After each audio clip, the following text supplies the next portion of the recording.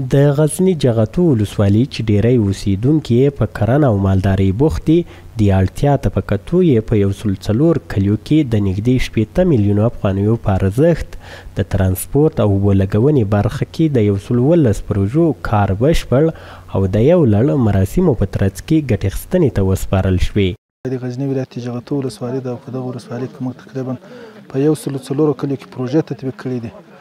چې په دغو پروژو کې ټولې پروژې چې دلته په دغو 104 کلیو کې تطبیق شوي دي 112 پروژې تطبیق شوي دي. په دوه سکتورونو کې هغه آبیاري سکتور او سړک سکتور کې دلته کار شوی دي چې سړک سکتور کې 22 کیلومتره سړک، 42 مختلف سایز پلچکونه، 6 متره صنادي دیوال، 2503 د کانال پخول ده، 115,000 متره د کانال کاریز د پاکاري پکې شامل ده.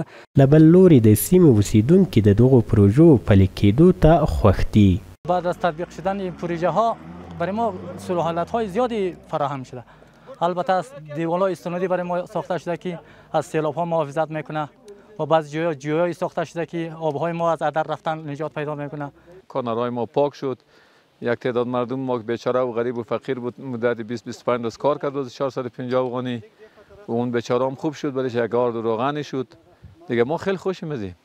د غزني د جغتو ولسوالۍ اوسیدونکي له اسلامي امارت څخه غواړي چې د اوبو د مهار او کرنیز سکتور د پیاوړتیا په برخه کې دې ورسره لا نوره مرسته وکړي.